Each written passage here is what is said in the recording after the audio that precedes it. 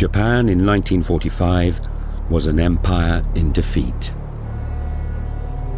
While the Japanese warlords surrendered aboard the USS Missouri, an elite American intelligence unit known as TAI was combing the Japanese countryside in search of secret weapons before they could be destroyed. What TAI found, had it been ready on time, could have helped Japan snatch victory from the jaws of defeat. A secret air force of jet and rocket planes, aircraft at the cutting edge of technology, ready to fly out of hundreds of hidden airfields for what would have been the decisive battle of the Pacific. A massive strike against an invasion of Japan. This is the story of those Japanese X-planes, the aircraft that could have turned defeat into victory.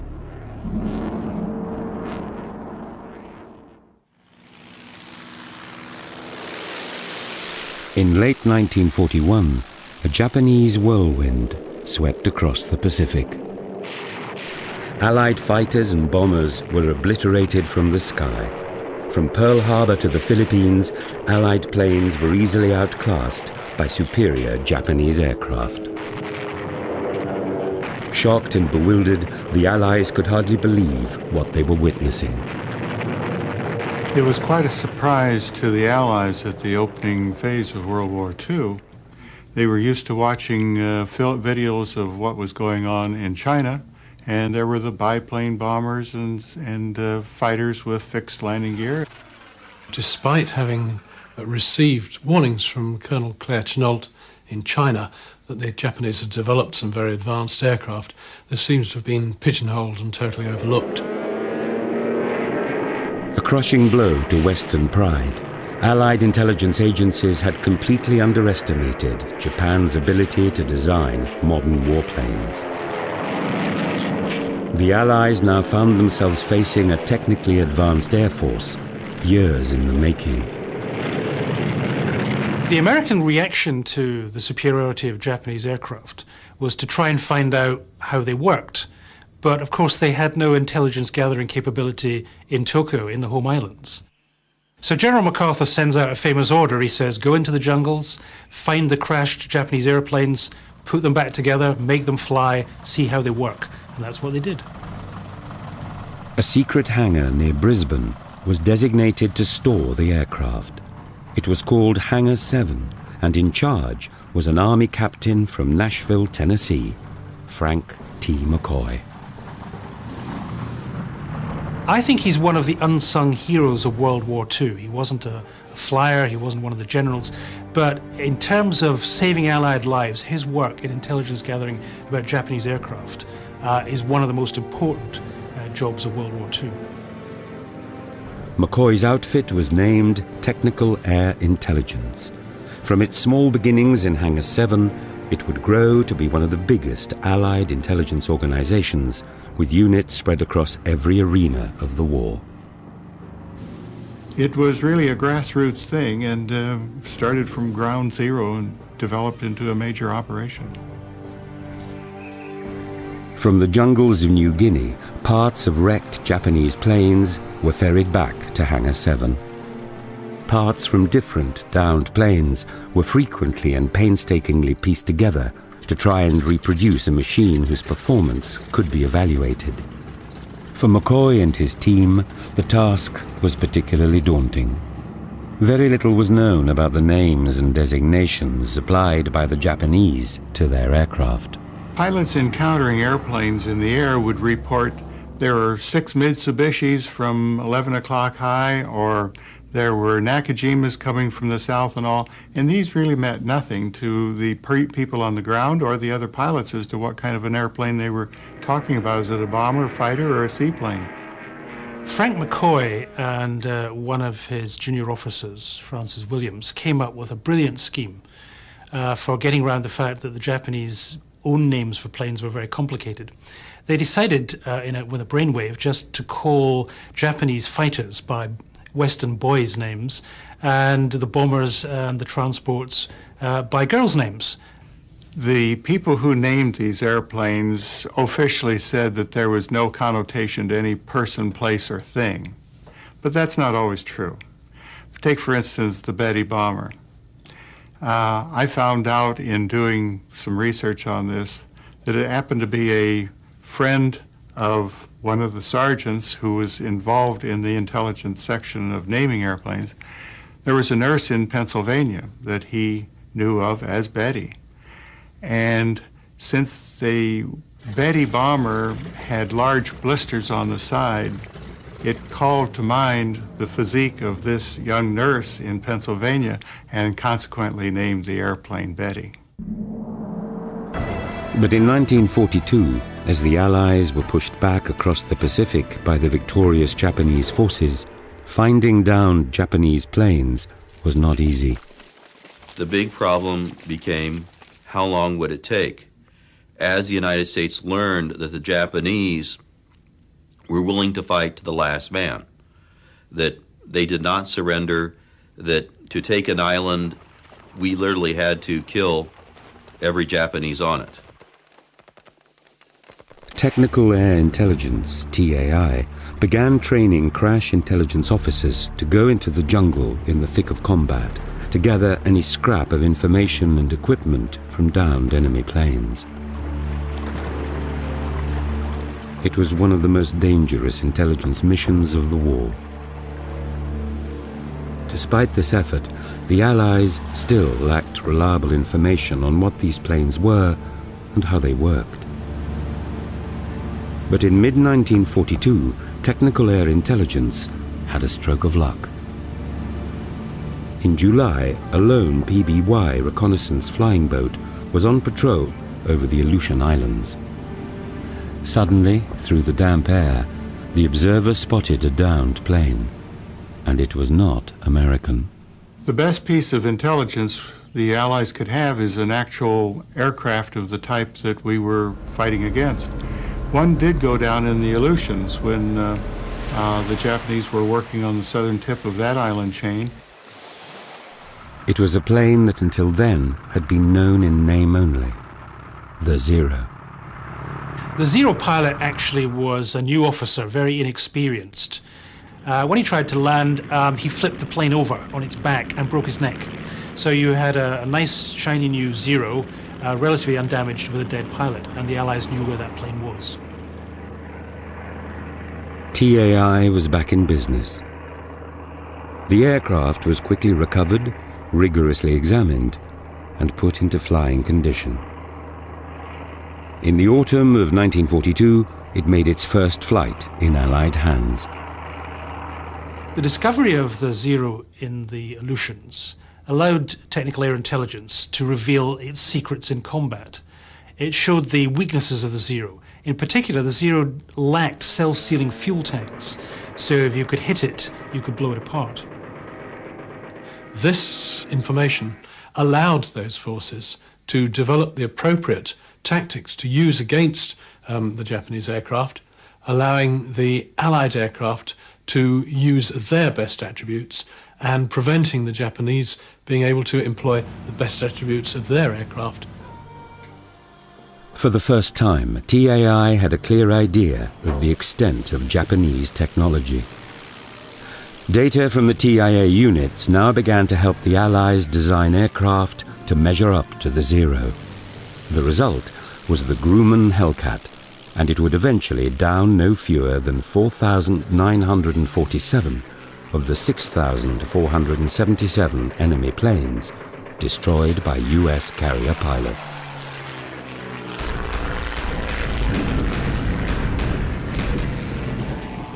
But back in 1944, reconnaissance flights over Germany began to reveal strange burn marks on runways, a sign that jet and rocket planes were being developed that could outpace and easily down Allied fighters.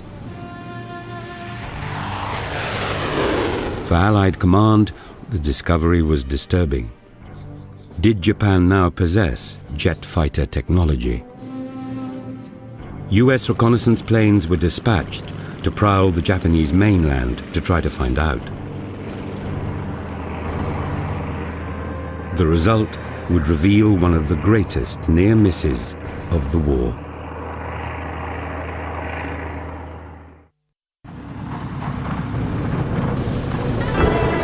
Just 2 years after discovering Japanese air technology was much more advanced than originally thought, technical air intelligence faced another, even more disturbing revelation. Unknown to them, the Japanese had already started developing their own jet technology. It wasn't until World War II ended in Japan that the Allies knew that Japan was really ready to put a jet fighter into the air. This came as a great surprise. The world's first jet fighter aircraft, the German Heinkel 280, flew in 1941, just a few months before Pearl Harbor. But it was the Japanese who were most enthusiastic about the new jet technology. For them, jet fighters were the key to defending the home islands against the big new American bomber, the B-29.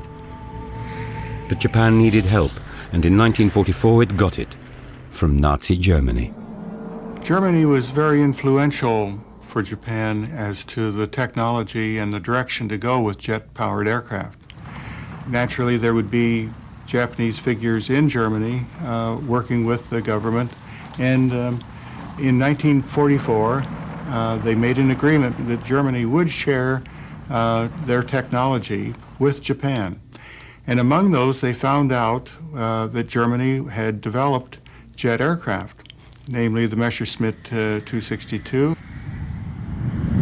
The new jet Messerschmitt Me-262 was 150 miles an hour faster than anything else that flew. Armed with 4 30mm cannon and with a maximum speed of 540 miles per hour, it could operate at an altitude of 37,500 feet, high enough to challenge the B-29.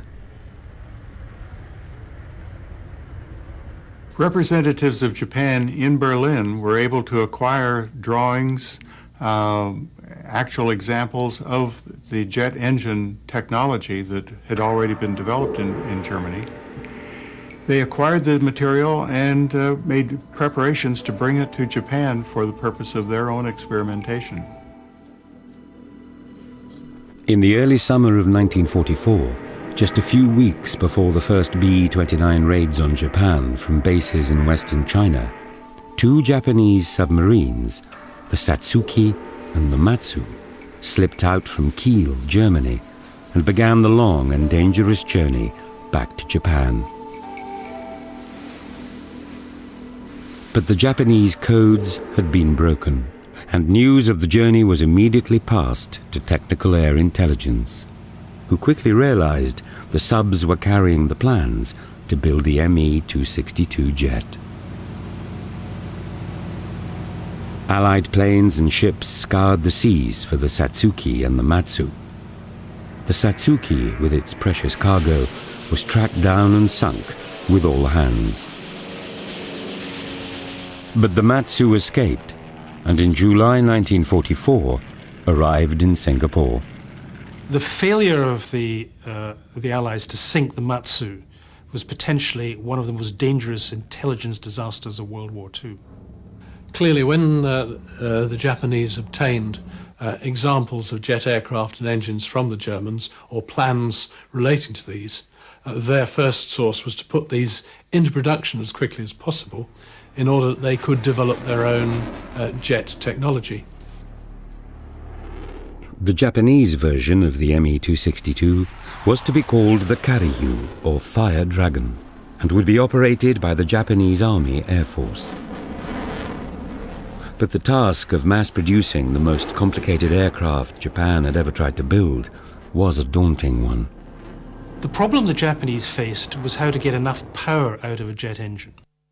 They knew they needed special materials to run at high heats, but the real trick was how to compress the air that comes in the front of the jet to mix with the fuel in the right way in order to get the power out the back end. And that's a tricky mathematical problem, and that's what they got from the Germans. Among the treasure trove brought back aboard the Matsu were top-secret photographs of a revolutionary new, high-powered German jet engine being developed to power its newest jet fighter. The German aircraft manufacturer Heinkel had designed the HE-162 Volksjäger, or People's Fighter, as an aircraft which could be mass-produced very rapidly. From photographs and drawings, Japanese designers managed to produce their own workable engine, which they called the NE-20. The fact that the Japanese engineers were able to take a few sketches and a few photographs of a jet engine and build their own version is a tribute, in fact, to their genius. They weren't simply copying, they had to know an awful lot, they had to be really creative. And it just shows, even at that stage, how advanced the Japanese aviation industry was. The Imperial Navy planned to use this new engine in yet another Japanese version of the German Me-262. It was called the Kika, Mandarin Orange Blossom. Its first operational flight was over Tokyo Bay on the 7th of August, 1945, just 8 days before the end of the war. Even though the jet engine was smaller and put out less thrust than the German counterpart, so was the Kika. It was more lightly built and a smaller airplane. So in putting the two together, it was assumed that the Kika could have been developed into a fighter or a bomber, very much like that of performance of the Messerschmitt 262. It would have been a major surprise to Allied fighters. But jets were not the only secret aircraft Japan was working on. Designers were working on planes light years ahead of their time, and the world's first combat helicopter.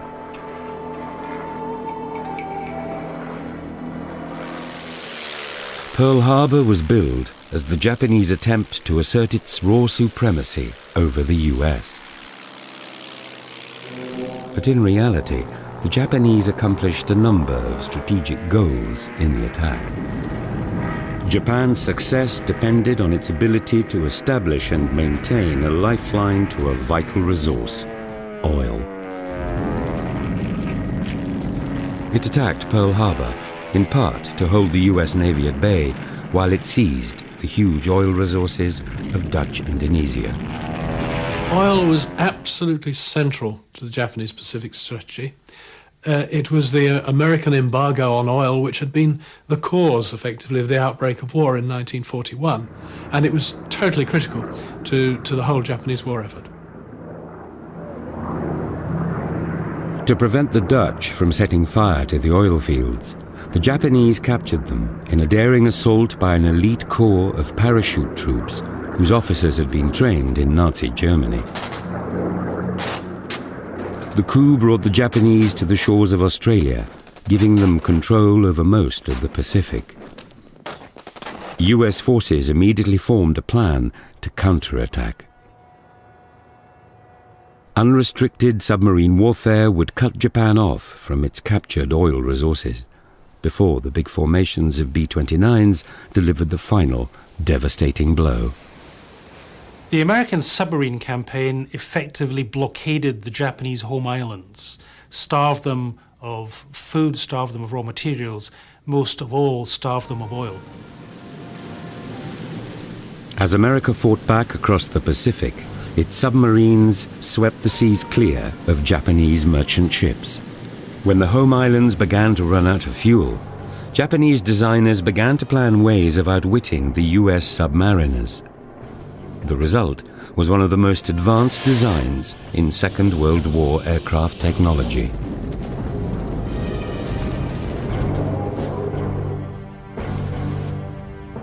It was called the Phoenix, a huge tanker aircraft designed to fly petrol over US submarines from the oil fields in Sumatra back to Japan.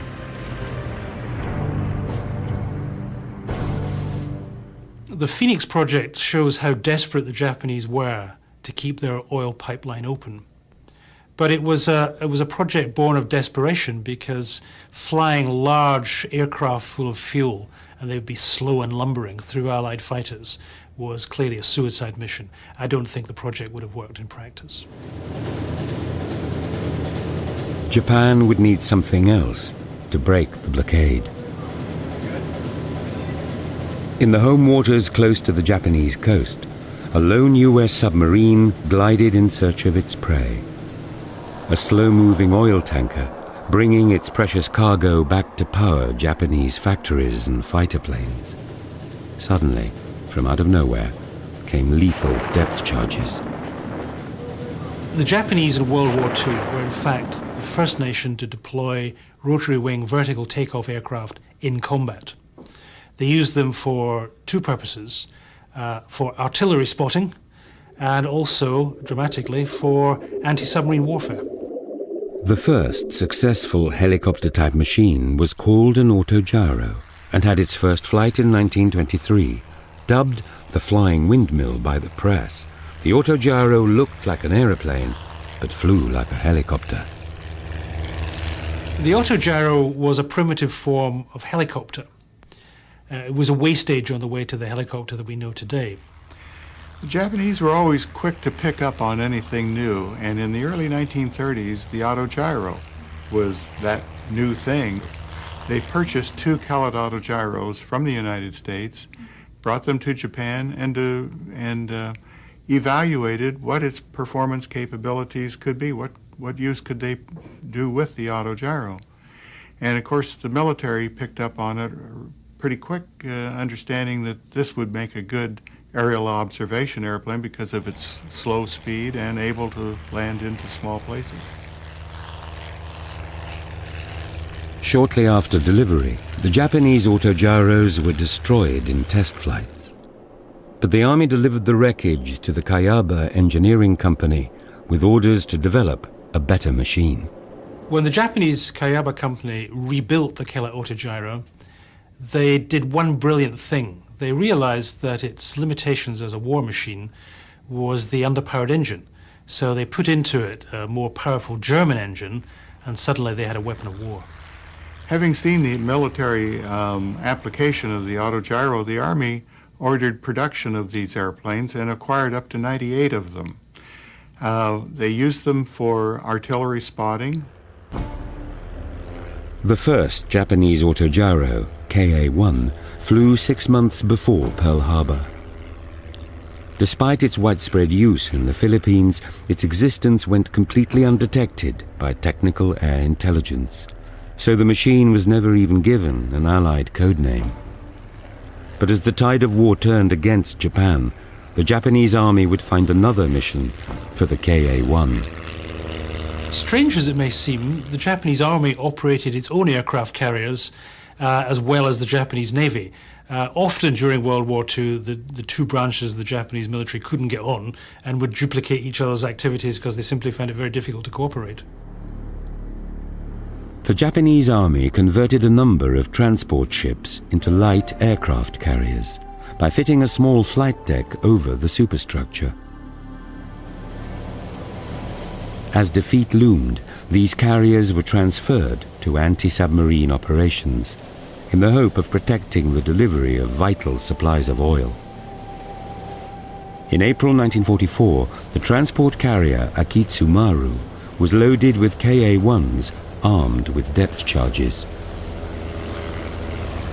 For the autogyro, it didn't have too much weightlifting capability, but by eliminating the front seat observer and putting a bomb shackle under that position, they were able to carry a 60-kilogram depth charge. And it might be noted that this is the only operational use of the autogyro that was used in World War II. But before the KA-1s could go into action, another fate was in store for the Akitsumaru.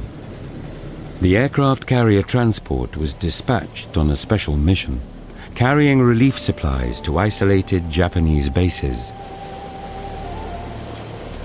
On the 15th of November 1944, the US submarine Queenfish sighted the Akitsumaru. Silently, the Queenfish stalked its unsuspecting prey.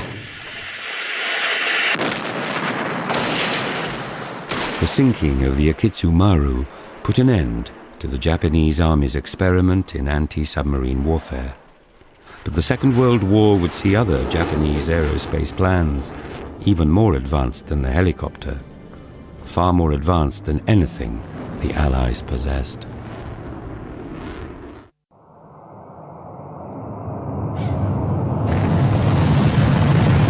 On the 24th of January 1990, a rocket was sent to the moon.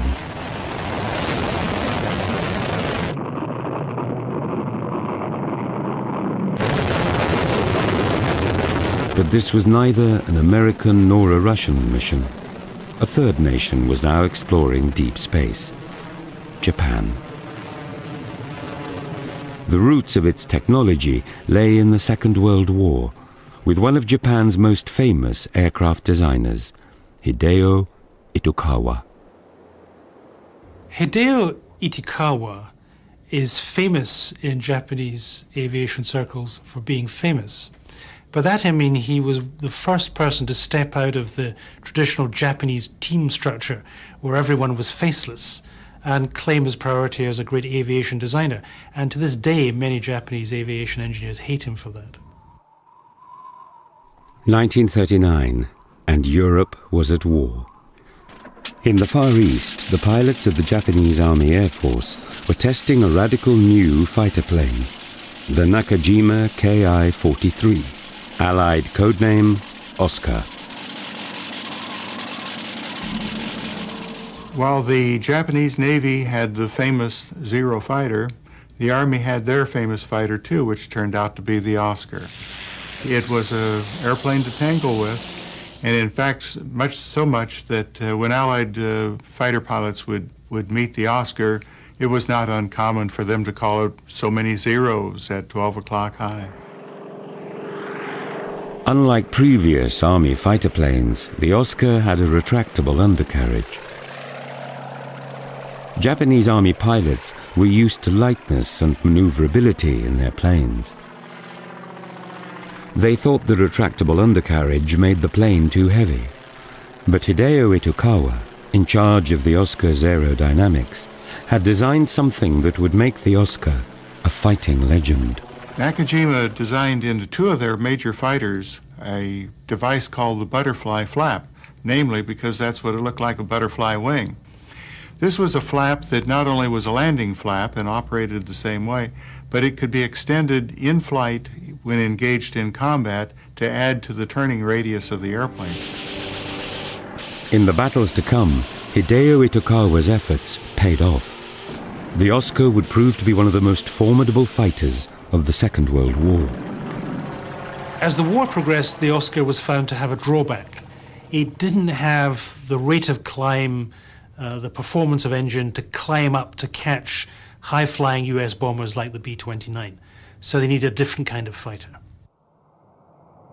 That different kind of fighter was already being developed in Nazi Germany. It was called the Messerschmitt Me-163 Comet and was powered by a liquid-fueled rocket motor. Discarding its undercarriage on takeoff for maximum aerodynamic efficiency, the Comet could climb to 30,000 feet in 2.5 minutes. The Me-163 rocket fighter was designed as a point defense interceptor powered by a rocket motor rather than a jet or a piston engine. Its advantage was that it could climb extremely rapidly to high altitude to intercept bombers. It had distinct disadvantages, however. Its range was very, very limited. Effectively, the rocket fuel was used up in the initial climb. Only one attack could then be made, and the aircraft had to return without power to land. The Imperial Japanese Navy, doubting that the Army could keep the home skies clear of American bombers, seized on the German Comet as a quick solution to its air defense needs. This Japanese version was called the Shusui, after the sound made by a samurai sword. Building the Shusui was entrusted to the Mitsubishi Company, designers of the legendary Zero fighter. On the 7th of July 1945, the first rocket-powered Shusui thundered into the sky. As with other Nazi technology they acquired, the Japanese didn't just copy, they radically improved. They realized the problem with the 163 was that it didn't carry enough fuel, so they made it bigger. This new and improved version was called the Type II rocket fighter. Fitted with delta wings for speed, it was to be powered by 2 rocket motors. Bigger and faster than the original Comet, and armed with missiles, it would have hunted the B-29s from the sky. The Navy also developed a manned rocket bomb for kamikaze attacks. The use of the Baka bomb, the Fool, or as the Japanese called it, the Oka, was essentially as a long-range attack against the American fleet. In defense of the home islands, it having to be carried into combat by a Betty bomber would have been suicidal for the bomber crew itself. Essentially, the bombers would have been shot down before the Baka ever got within range to go on against the fleet. As a result, the Japanese Navy drew up plans for a jet bomber to replace the Betty. It was called the R2Y, or in the translation of the Japanese name is Beautiful Cloud. But the R2Y was never given one of the Allied identification names by Technical Air Intelligence because they simply didn't know it was there. The first prototype of the R2Y was finished in April 1945. As its twin-jet engines weren't yet ready, it flew fitted with an ordinary propeller engine. The final jet version would have had 2 engines slung under the wings, making it capable of approaching 500 miles per hour at 30,000 feet.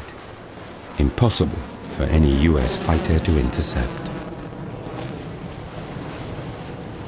You have to remember that Technical Air Intelligence knew nothing about the new generation of Japanese jet aircraft like the R2Y. Essentially, they were making the same mistake as 1941. They thought, well, we've stopped the German technology getting to Japan, so the Japanese can't do it on their own, and they were in for a big surprise.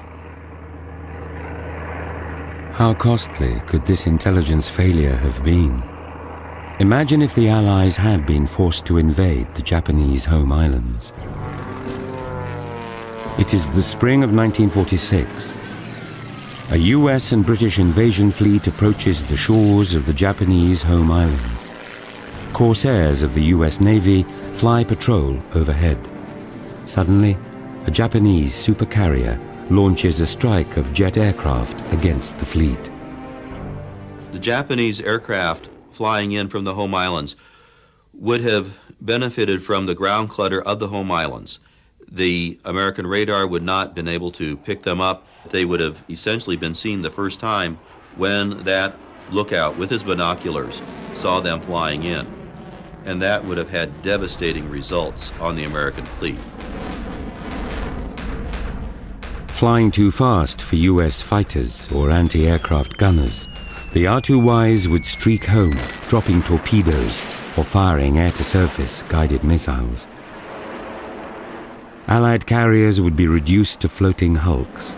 Waves of Kika attack planes and R2Y bombers would fly out from their mountain caves to strike at the troop ships. The planes would have come in with very short flight times and would have hit the most vulnerable ships first: the troop transports, the hospital ships, the ammunition ships.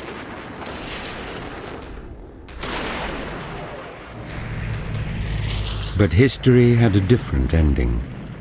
The B-29s did indeed deliver the knockout blow that the Japanese had so feared, before planes like the Type II rocket fighter could be mass-produced. But one question remains. How had Japan kept its secret air force hidden from technical air intelligence for so long?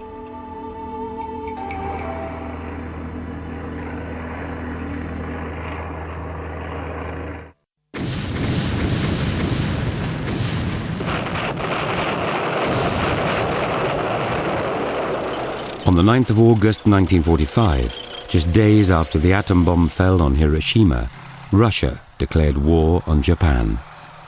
The Soviet Secret Service immediately began to scour Manchuria for evidence of advanced Japanese aircraft technology. Not far behind was the United States. At the end of the war with Japan, technical air intelligence units rushed to Tokyo, desperate to find out the state of Japanese aviation technology. In particular, they were worried that a lot of the prizes of Japanese invention would fall to the Russians, who had just invaded Manchuria. But the prize was not in Manchuria. Just 6 months earlier, the Japanese High Command had ordered its aircraft manufacturing plants to build out of reach of United States bombing. Japan's mountainous terrain was the perfect place to hide. Abandoned mine workings and railway tunnels were turned into factories. New tunnels were dug deep into volcanic hillsides by Japan's army of miners. Technical air intelligence discovered over 100 underground Japanese aircraft factories buried deep under the mountains. They would have been safe even from nuclear attack. The Japanese military had calculated that even if they could no longer win the war outright, then they could make capturing the imperial heartland a costly venture for the Americans. The implications were enormous. Safely hidden in their bomb-proof caves, the new rocket and jet planes might have provided the means if they'd been ready. They found a secret Nakajima factory with a production line for the Kika jet fighter, over 25 aircraft, well into final stages of assembly. And they found a separate production line for the R-2Y bomber. Technical air intelligence had been outwitted by the Japanese one last time. TAI personnel found over 12,000 combat planes hidden in Japan's underground factories and airfields. A secret air force completely undetected by Allied High Command. Many of the most advanced of these aircraft were brought back to America and their secrets incorporated into post-war US jet and rocket technology. Back in Japan, engineers like Hideo Itokawa, the man who helped design the Oscar fighter, were out of a job. By terms of the surrender, when the war ended, all aviation activities in Japan were immediately suspended. That meant a lot of people out of work, including many very good engineers and designers. After the war, Itokawa turned to medical engineering. In fact, he was the first man to develop an artificial heart in Japan. But he was soon to be called back to the aviation industry. In 1951, North Korea invaded the South. A year later, America signed a formal peace with its new ally, Japan. Former aeronautical engineers in Japan rushed back into jet plane research.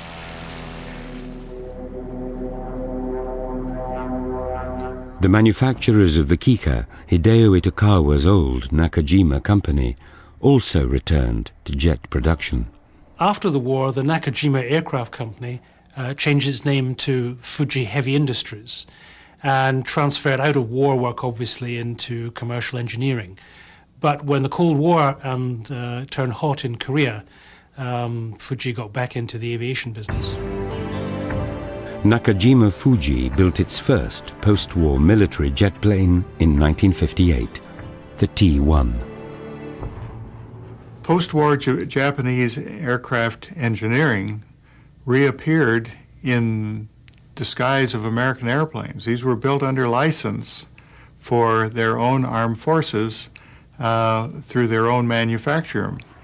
Among these were the F-86 Sabre that the JASDAF, Japanese Air Self-Defense Force, used, the Lockheed P-2 that Kawasaki built for the Japanese Navy.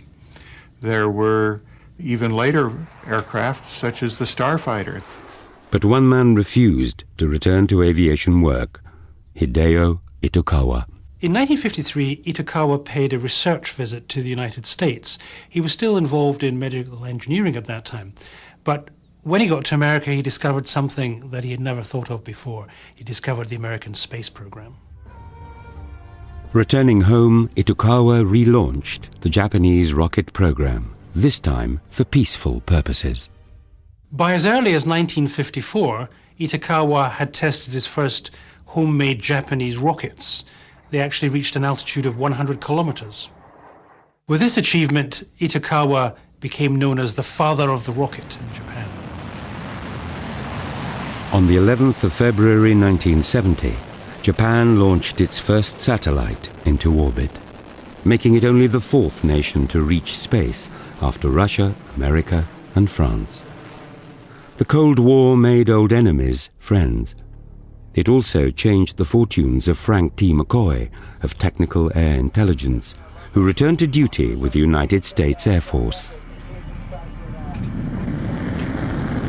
The same problems, identifying and naming Japanese aircraft in the Second World War, had emerged with Russian aircraft.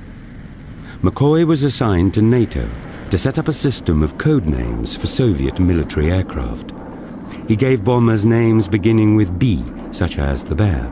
Fighter names began with F, like the MiG-21 Fishbed. But these code names were never quite as romantic as those chosen for Japanese planes in the dark days of the Second World War, when technical air intelligence helped turn the tide of the Pacific War. Modern historical research has uncovered the fact that Japan in World War II, with very minimal help from outside, had developed a whole range of advanced aviation technology: jets, rockets, guided missiles. It was a tremendous achievement. Today, Japan is a participant in the International Space Station project, and there are plans for a Japanese manned space shuttle manufactured by Nakajima Fuji, the direct descendant of the Type II rocket fighter of 1945. One of the many secret Japanese aircraft that could have tipped the scales of victory had time been on Japan's side.